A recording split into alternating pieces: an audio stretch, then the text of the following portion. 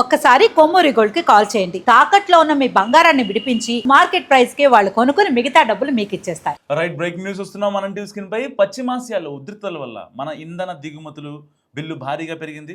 అలాగే ఈ ఏడాది 2026 జనవరి నుంచి ఇప్పటి వరకు స్టాక్ మార్కెట్లో 2.25 లక్షల కోట్ల విలువైన ఈక్విటీలను విదేశీ మదుపరులు విక్రయించారు, తమ పెట్టుబడులను తీసుకెళ్లారు. ఈ కారణాలతో అమెరికా డాలర్కు గిరాకీ బాగా పెరిగింది, రూపాయి విలువ పడిపోతుంది. దీంతో మన దగ్గర ఉన్న విదేశీ మారకపు నిల్వల విలువ భారీగా పడిపోతుంది. ఈ ఏడాది ఫిబ్రవరిలో ఫారెక్స్ నిల్వలు $728 బిలియన్ ఉండగా అది 4 నెలల్లోనే $47 బిలియన్ తగ్గిపోయి $681 బిలియన్ పరిమితమైంది. వీటిని కాపాడేందుకు రిజర్వ్ బ్యాంక్ ఆఫ్ ఇండియా ఇప్పటికే $6 బిలియన్ అంటే దాదాపు 57,000 కోట్ల విలువైన పసిడి నిల్వలను విక్రయించినట్లు ప్రముఖ వార్తా సంస్థ బ్లూంబర్గ్ తెలిపింది. ఫారెక్స్ నిల్వలు వృధాగా పోకుండా చూసేందుకు బంగారం దిగుమతిపై కస్టమ్స్ సుంకాన్ని కేంద్ర ప్రభుత్వం రెట్టింపు కంటే పెంచి 15% చేసింది. ద్రవ్యోల్బణం పెరిగి ప్రమాదం ఉన్నా ఆయిల్ మార్కెటింగ్ కంపెనీల ఆర్థిక స్థితి దెబ్బతినకుండా చూసేందుకు పెట్రోల్, డీజిల్ ధరలను పెంచింది. అలాగే రిజర్వ్ బ్యాంక్ తన వద్ద ఉన్న నిల్వల్లో 57,000 కోట్ల పసిడిని మే 22తో ముగిసిన 2 వారాల వ్యవధిలోనే విక్రయించేసింది. తద్వారా విదేశీ కరెన్సీ ఆస్తులకు ఈ మొత్తాన్ని జమ చేసుకుంది. సో మన ఫారెక్స్ నిల్వల్లో విదేశీ కరెన్సీ ఆస్తులు $543 బిలియన్ కాగా పసిడి నిల్వలు $114 బిలియన్ మేరున్నాయి.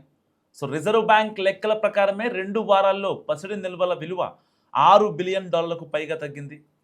దేశ ఎగుమతుల కంటే దిగుమతులు బిల్లు భారీగా పెరుగుతుంది. దీంతో కరెంటు ఖాతా లోటు అంతకంతకు అధికమవుతుంది. రూపాయి విలువ ఈ సంవత్సరంలో 7% వరకు పతనమయ్యేందుకు కారణమైంది. అందుకే మార్కెట్ పరిస్థితులు అనుకూలంగా ఉన్న సమయంలో డాలర్ నిల్వలను పెంచుకుని రూపాయిని బలోపేతం చేయడంపై రిజర్వ్ బ్యాంక్ దృష్టి పెట్టింది. అందుకే బంగారం విక్రయిస్తోంది. ఈ ఏడాది మార్చి నెలలో ఆర్బీఐ వద్ద 880 టన్నుల బంగారం నిల్వలు ఉన్నాయి. వీటిలో 77% నిల్వలు భారత్లోనే ఉన్నాయి. అంతకు 6 నెలల క్రితం మన దేశంలో ఉన్న బంగారం నిల్వలు 66%గా ఉండగా మిగిలిన బంగారం bank of England, bank of international settlements దగ్గర ఉండేవి. సో పశ్చిమాసియా సంక్షోభం వల్ల మన ఇంధన దిగుమతుల బిల్లు భారీగా పెరిగింది. ఈ ఏడాది జనవరి నుంచి ఇప్పటికీ మన స్టాక్ మార్కెట్లో 2.25 లక్షల కోట్ల విలువైన ఈక్విటీలను విదేశీ మదుపరులు విక్రయించి పెట్టుబడులు పట్టుకెళ్ళిపోతున్నారు. సో ఈ కారణాల వల్ల అమెరికాలో ఉన్న డాలర్ గిరాకీ బాగా పెరిగిపోతుంది. కంపేర్ రూపాయి చూస్తే దానివల్ల రూపాయి విలువ తగ్గిపోతుంది. మన దగ్గర ఉన్న విదేశీ మారకపు ద్రవ్యం అంటే ఫారెక్స్ నిల్వల విలువ $681 మిలియన్ పరిమితమైంది. సో ఈ ఏడాది ఫిబ్రవరిలో ఇవి $728.4 బిలియన్ కావడం గమనార్హం. అంటే ఆల్మోస్ట్ 4 నెలల్లో $47 బిలియన్ పైగా ఫారెక్స్ నిల్వలు తగ్గిపోయాయి. సో వీటిని కాపాడేందుకు ఇప్పుడు రిజర్వ్ బ్యాంక్ రంగంలో దిగింది. ఆర్బీఐ దాదాపుగా 57,000 కోట్ల విలువైన పసిడి నిల్వలను విక్రయించింది. అండ్ ఫారెక్స్ నిల్వలు వృధా కాకుండా చూసేందుకు ప్రభుత్వం బంగారం దిగుమతిపై కస్టమ్స్ సుంకాన్ని 15% పెంచేసింది. అండ్ ద్రవ్యోల్బణం పెరిగే ప్రమాదం ఉన్న చమురు ఈ యొక్క ఇంధన రంగ కంపెనీల ఆర్థిక స్థితిగతులు దెబ్బతినకుండా, మళ్ళీ ఆ దెబ్బతింటే ద్రవ్యోల్బణం వచ్చే అవకాశం ఉంది కాబట్టి సో ఆ ఆర్థిక స్థితి దెబ్బతినకుండా చూసేందుకు పెట్రోల్, డీజిల్ యొక్క రీటైల్ ధరలను కూడా ఒక్కసారిగా పెంచింది. గడిచిన 4 ఏళ్లలో ఏ రోజు పెట్రోల్ ధరలు పెంచలేదు కేంద్ర ప్రభుత్వం, కానీ ఈసారి పెంచాల్సి వచ్చింది. అండ్ వీటికి తోడు ఆర్బీఐ కూడా తన దగ్గర ఉన్న నిల్వల్లో $6 బిలియన్ విలువైన పసిడిని మే 22తో ముగిసిన 2 వారాల డ్యూరేషన్లోనే విక్రయించింది. తద్వారా విదేశీ కరెన్సీ ఆస్తులకు ఈ మొత్తాన్ని జమ చేసుకుంది. మన ఫారెన్సిక్ నిల్వల్లో విదేశీ కరెన్సీ ఆస్తులు $543 బిలియన్ కాగా పసిడి నిల్వలు $114 బిలియన్ మీద ఉన్నాయి.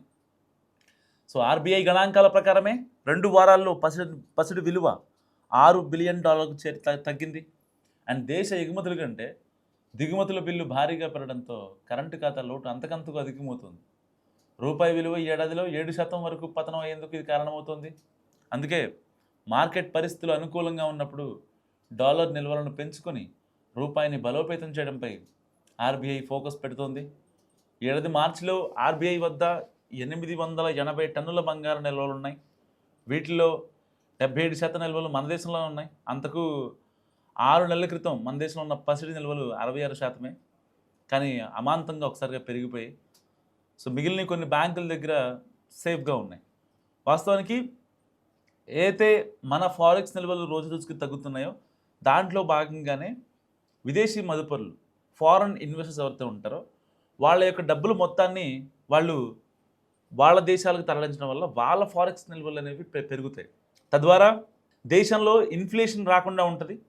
దానికోసం ప్రభుత్వాలు ఇటు ఆర్బీఐ చాలా కట్టుదిట్టమైన ఏర్పాట్లు చేసుకుంటాయి. ఏ దేశానికైనా ఒక ఆర్థిక వ్యవస్థ స్థిరంగా ఉండాలి అంటే సప్లై ఎంత ఉంటుందో డిమాండ్ కూడా అంతే ఉండాలి.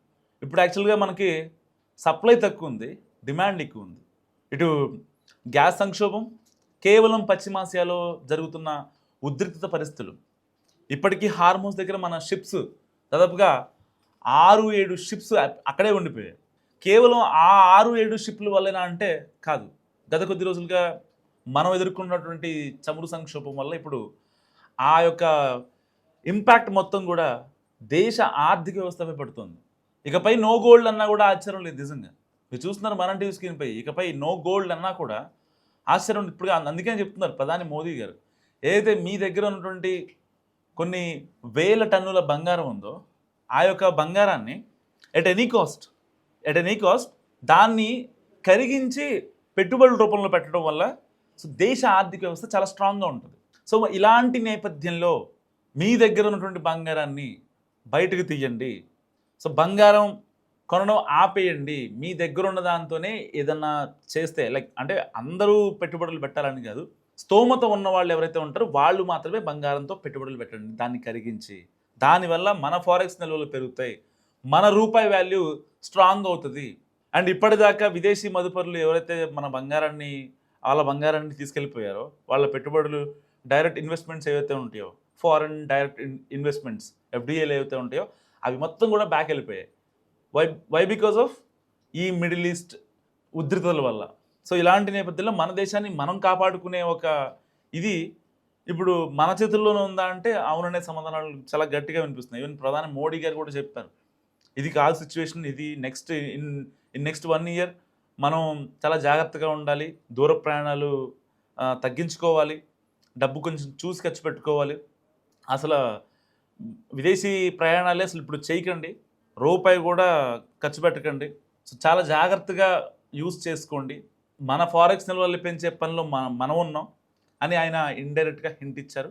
ఆ రోజున జనాలకి ఎవరికి అర్థం కాలేదు. ఇప్పుడు క్రమక్రమంగా ఒక్కొక్కరికి అర్థమవుతున్న సిచ్యువేషన్.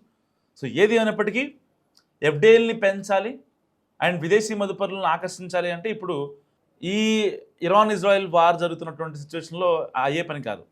సో ఇప్పుడు మనం జాగ్రత్త పడాలి. నార్మల్గా సిచ్యువేషన్ అయితే వాళ్ళే వచ్చి పెట్టుకునే వాళ్ళే, there is no doubt about it. కానీ ఇప్పుడు మనం ఒక అడుగు ముందుకు వెళ్ళాల్సిన సిచ్యువేషన్. సో మరి ఇండియాలో ఇకపై నో గోల్డ్ గురించి మీరు ఏమనుకుంటున్నారో మస్ట్ కామెంట్ చేయండి.